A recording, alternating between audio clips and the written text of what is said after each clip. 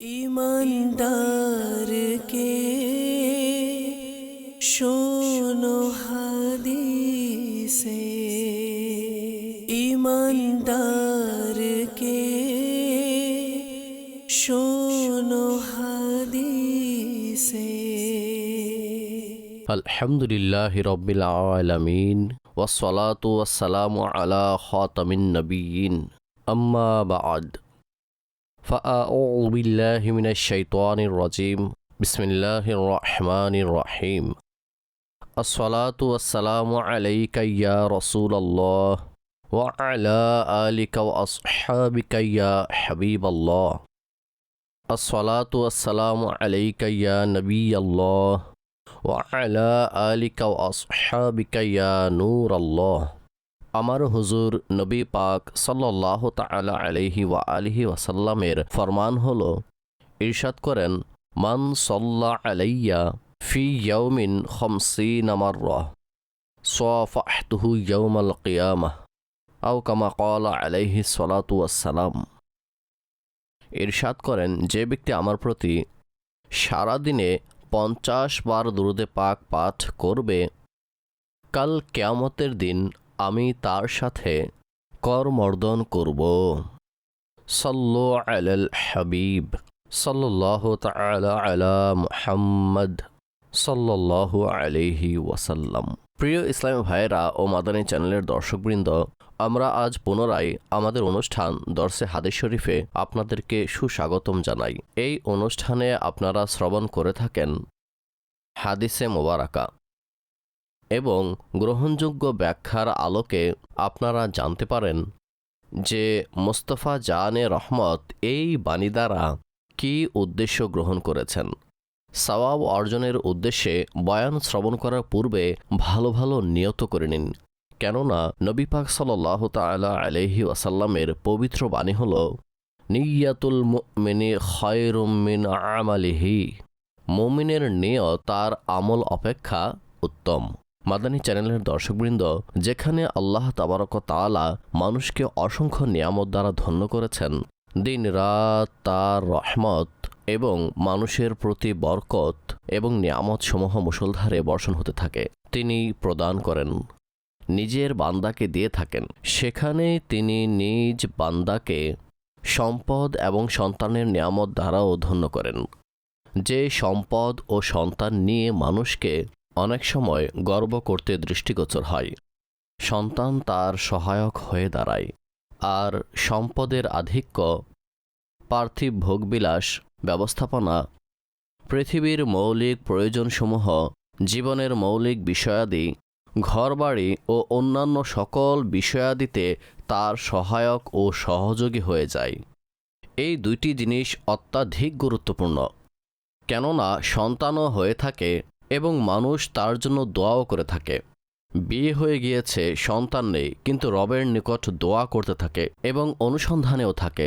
এই প্রত্যাশায় থাকে যে আমার রব আমাকে দান করবেন, সৃষ্টিকুলের রব নেক উত্তম সন্তান দ্বারা ধন্য করবেন। অনুরূপ সম্পদ যা রয়েছে সেটারও অনুসন্ধানে থাকে।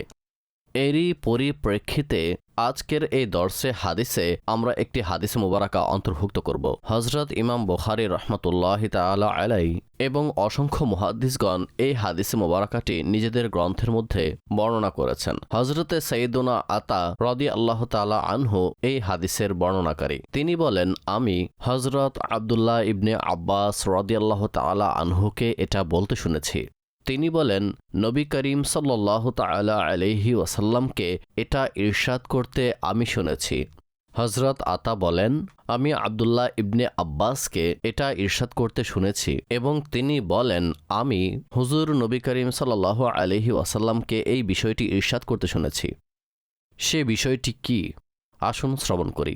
নবী পাক সাল্লাল্লাহু তাআলা আলাইহি ওয়া আলিহি ওয়াসাল্লাম ইরশাদ করেছেন, লাউ কানা লি ইবনি আদম ওয়াদিয়ান মিন মালিন লাবতাগা সালিসা ওয়ালা ইয়ামলাউ জাওফা ইবনি আদম ইল্লাত তুরাব ওয়া ইয়াতুবুল্লাহু আলা মান তাব। ইরশাদ করেন, যদি আদম সন্তান সম্পদের দুটি উপত্যকার ন্যায় সম্পদ পেয়ে যায়, অর্থাৎ এত সম্পদ পেয়ে যায় যেমন দুটি উপত্যকা হয়ে থাকে, অনেক বড় উপত্যকা। একটি উপত্যকা দ্বিতীয় উপত্যকা এত বেশি সম্পদ সে পেয়ে গিয়েছে, বলেন এত বেশি সম্পদ অর্জন হয়েছে, তারপরও সে তৃতীয়টির অনুসন্ধানে বের হয়ে যাবে। আর মাদানী চ্যানেলের দর্শক, এমনটাই হয়ে থাকে। আমার হুজুর সাল্লাল্লাহু আলাইহি ওয়াসাল্লাম যা বলে দিয়েছেন তা হক এবং সত্য। মানুষ প্রথমে একটার অনুসন্ধানে থাকে, যখন সেটা পেয়ে যায় তখন দ্বিতীয়টার অনুসন্ধানে লেগে পড়ে। প্রথম মস্তিষ্কে এটা থাকে যে এটা আমার জন্য যথেষ্ট হয়ে যাবে। যখন সে বস্তু পেয়ে যায় তখন মনে করতে শুরু করে যে তা আমার জন্য যথেষ্ট নয়, আমার আরও অনেক বেশি প্রয়োজন, আরও বেশির সন্ধানে বেরিয়ে পড়ে। অতঃপর অধিক অনুসন্ধানের মধ্যে লেগে থাকে এবং এই ধারাবাহিকতা চলতে থাকে। আমার হুজুর বলেন দুটি উপত্যকার ন্যায় সম্পদ যদি পেয়ে যায়, তৃতীয়টির অনুসন্ধানে লেগে পড়বে। তার পেট কখন পূর্ণ হবে? হুজুর বলেন ওয়ালা ইয়ামলাউ জাউফা ইবনে আদম ইল্লাত তুরাব।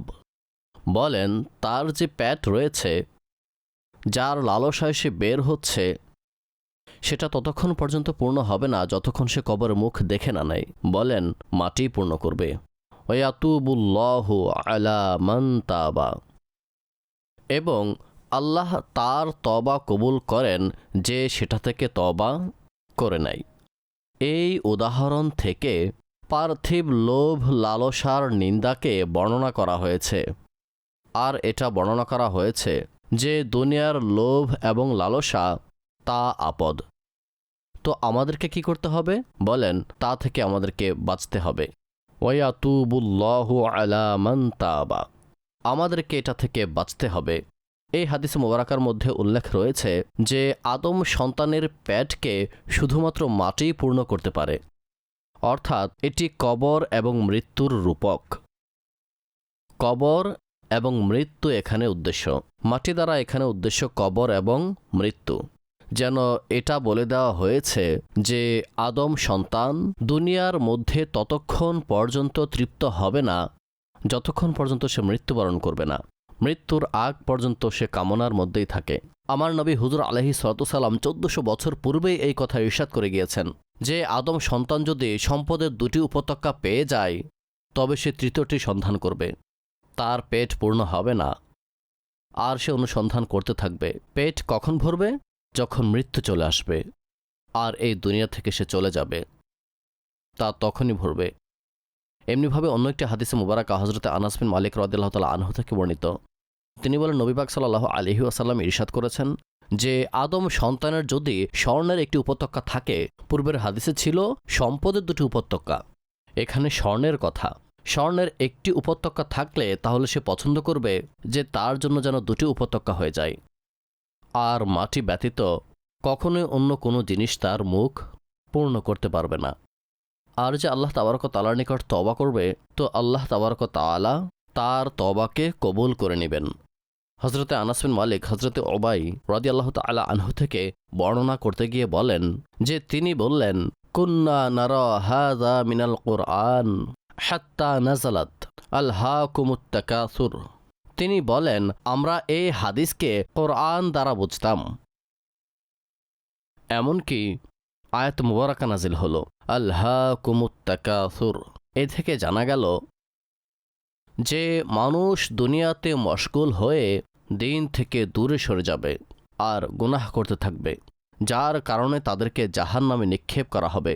আলহাকুমুত তাকাসুর হাত্তা যুরতুমুল মাকাবির।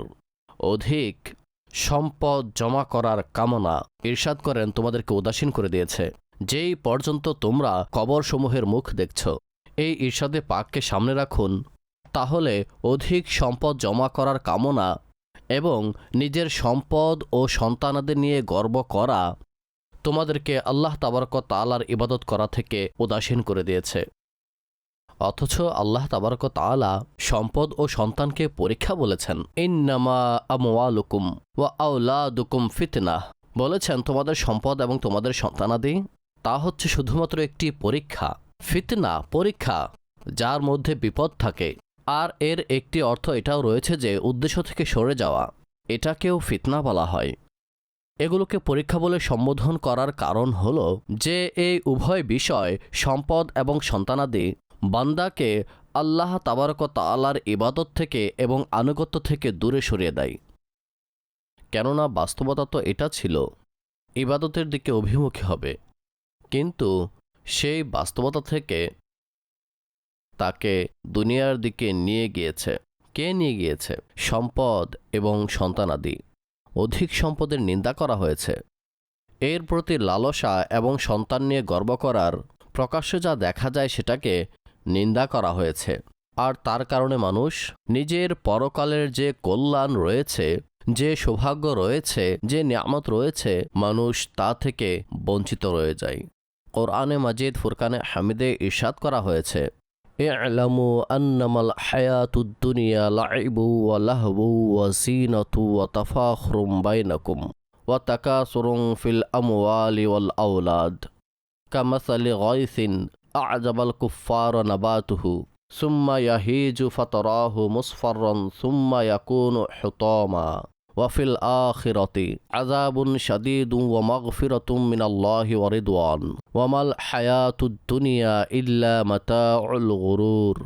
ইরশাদ করেছেন, জেনে রাখো যে দুনিয়ার জীবন শুধুমাত্র খেলাধুলা আর সাজসজ্জা এবং একে অপরের সাথে গর্ব ও অহংকার প্রদর্শন করা, একে অপরের সাথে গর্ব ও অহংকার প্রদর্শন করা, আর সম্পদ ও সন্তানাদের ক্ষেত্রে একে অপরের প্রতি আধিক্যতা কামনা করা।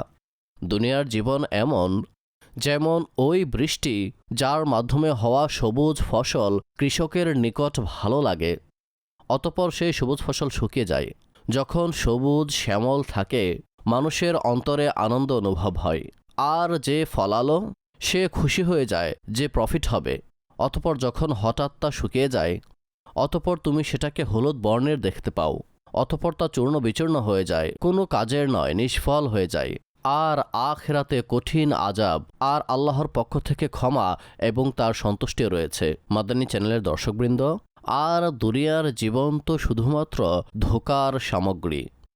আর ইরশাদ করা হয়েছে, ইয়া আইয়ুহাল্লাযীনা আমানু ইন্না মিন আজওয়াজিকুম ওয়া আওলাদিকুম আদুওয়াল লাকুম ফাহযারুহুম ওয়া ইন তা'ফু ওয়া তাসফাহু ওয়া তাগফিরু ফাইন্নাল্লাহা গফুরুর রহিম ইন্নামা আমওয়ালুকুম ওয়া আওলাদুকুম ফিতনাহ ওয়াল্লাহু ইনদাহু আজরুন আযীম ফাত্তাকুল্লাহা মাসতাতা'তুম ওয়াসমাউ ওয়া আতিউ ওয়া আনফিকু খায়রাল লিআনফুসিকুম ওয়া মান ইউকা শুহ্হা নাফসিহি ফাউলাইকা হুমুল মুফলিহুন।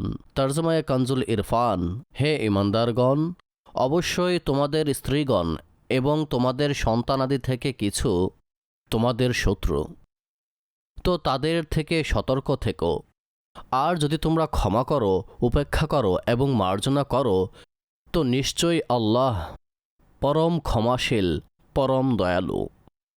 তোমাদের সম্পদ এবং তোমাদের সন্তানাদি একটি পরীক্ষা, আর আল্লাহর নিকট রয়েছে মহা প্রতিদান। তো আল্লাহকে ভয় করো যতক্ষণ পর্যন্ত তোমরা পারো। আর বলেছেন, এবং শোনো আর আদেশ মান্য করো এবং আল্লাহর পথে ব্যয় করো, এটা তোমাদের জীবনের জন্য উত্তম। এবং যে ব্যক্তিকে তার নিজের নফসের লালসা থেকে বাঁচানো হয়েছে, তো ওই সমস্ত ব্যক্তিরা সাফল্য লাভকারী। সাইয়্যিদুনা আবু হুরায়রা রাদিয়াল্লাহু তাআলা আনহু থেকে বর্ণিত, নবী পাক সাল্লাল্লাহু আলাইহি ওয়াসাল্লাম ইরশাদ করেছেন, বান্দা বলে যে আমার সম্পদ, আমার সম্পদ, বলে থাকে যে এটা আমার, ওটাও আমার, সেটাও আমার, এটাও আমার সম্পদ। মানুষ তো এটা বলছে যে এগুলো আমার সম্পদ, সেগুলো আমার সম্পদ। বলেন, তার জন্য তো সম্পদ শুধুমাত্র তার 3টি সম্পদ রয়েছে। আর তা কোনগুলো? যা সে বক্ষণ করে নিয়েছে, শেষ করে ফেলেছে, বক্ষণ করে নিজের উপর লাগিয়ে নিয়েছে। যা সে গ্রাস করে ফেলেছে, শেষ করে ফেলেছে, তা তার ছিল, কেননা সেটি কাজে লেগে গিয়েছে। আর যা সে পরিধান করে শেষ করে দিয়েছে, পোশাক পেয়েছে, পরিধান করে জীর্ণ করে ফেলেছে, ঠিক যেন নিজের সম্পদ হতে, এই পৃথিবীতে সে সেটির উপকার নিয়ে নিয়েছে।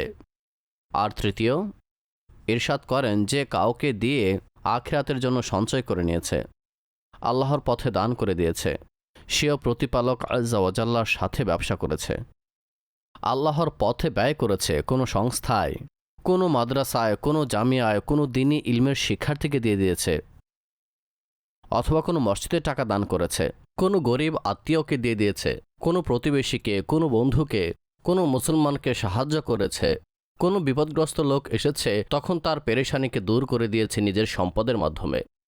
এটা আখিরাতের জন্য পাথেয়, যেন সে নিজের এই সম্পদ দ্বারা উপকার গ্রহণ করেছে, দুনিয়াতে দিয়েছে, তা আখিরাতের জন্য পাথেয় হয়ে গেল, তা সে আখিরাতে পাবে।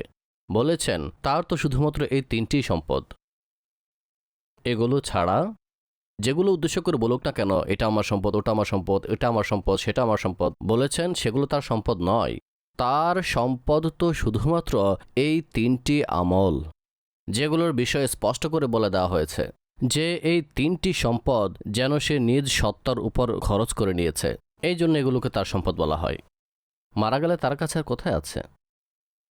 সেগুলো তো উত্তরসূরিদের, যা জমা করেছিল তা উত্তরসূরিদের হয়ে গিয়েছে, তার তো আর রইল না। তাকে যেগুলো উপকার দিয়েছে তা এই 3টি সম্পদ, পরিধান করে শেষ করে ফেলেছে, খেয়ে হজম করে নিয়েছে, নিজ সত্তাতে ব্যবহার হয়েছে, আখিরাতের জন্য সে তা জমা করে নিয়েছে এবং পরবর্তীতে তার নেকি হিসাবে সামনে আসবে। এই 3টি সম্পদই তার।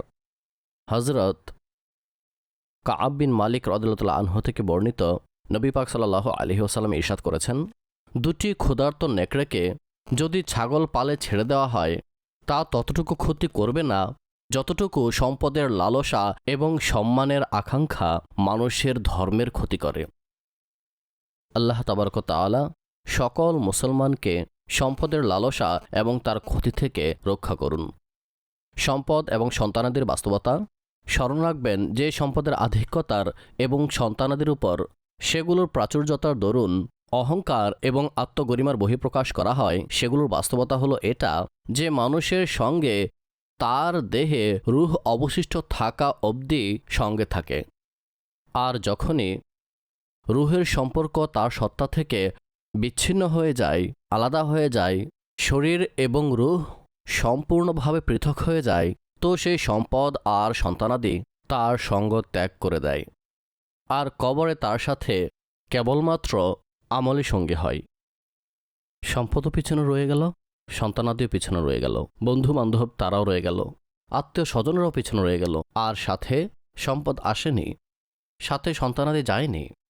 নিজের সাথে কবরে বন্ধু বান্ধব, আত্মীয় স্বজন যারা ভালোবাসি বলে দাবি করত তারা কেহ আসেনি। যদি সাথে কিছু গিয়ে থাকে, যে ব্যক্তিকে কবরে রেখে দেওয়া হয়েছে এবং উপরে মন মাটি দিয়ে ঢেকে দেওয়া হয়েছে, শুধুমাত্র তার আমল যা তার সাথে যায়। হ্যাঁ, এই কথাটিও স্মরণে রাখবেন যে দুনিয়ার সম্পদ যখন মনের পবিত্রতার সহিত গ্রহণ করা হয় তখন তাতে বরকত থাকে। অর্থাৎ এমন নয় যে সকল ধরনের সম্পদ মানুষের জীবনের জন্য ঝুঁকিপূর্ণ, এমন নয় যে সম্পদ উপার্জন করাই গোনা, এমন নয় যে সকল সন্তানাদিরাই খারাপ হয়ে থাকে আর তার আশ্রয় হয় না, বান্দার জন্য এটা পরীক্ষা হয়ে থাকে। বরং যদি দুনিয়ার সম্পদ নফসের পবিত্রতার জন্য গ্রহণ করা হয় তখন তাতে বরকত রয়েছে। আর সন্তানাদিকে যদি প্রশিক্ষণ ভালো দেওয়া হয়, নেক প্রশিক্ষণ, এবং নবী আলাইহিস সালাতু ওয়াস সালামের প্রেম ভালোবাসা তার অন্তরে দেওয়া যায়, আল্লাহ তাআলার ভয় দেওয়া যায়, তো বান্দার জন্য তা আশ্রয় হয়ে যায়। একটি হাদিসে মোবারকা আরজ করছি।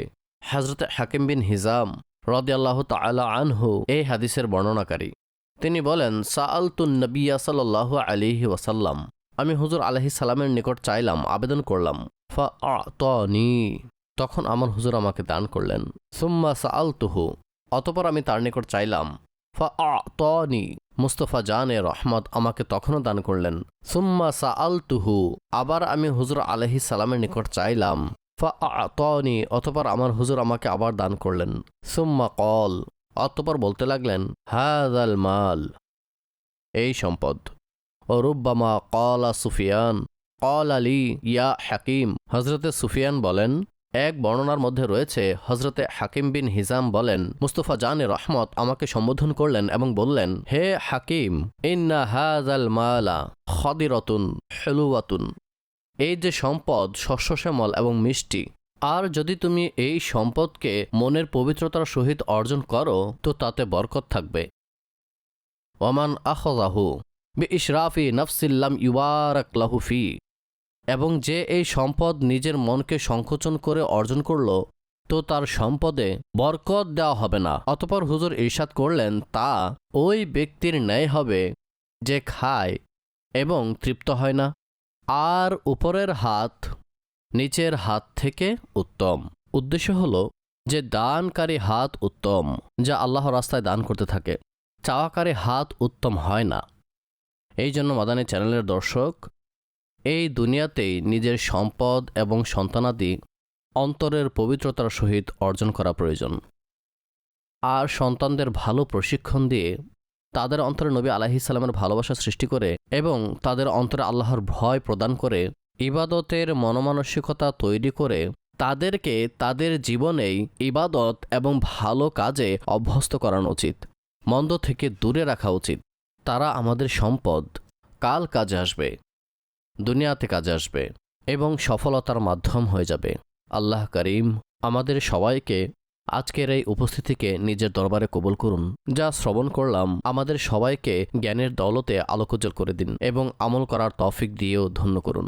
আমিন বিজাহিন নবিয়্যিল আমিন সাল্লাল্লাহু তাআলা আলাইহি ওয়া আলিহি ওয়া আসহাবিহি ওয়া বারিক ওয়া সাল্লিম। ईमानदारके शोनो हदीसे ईमानदार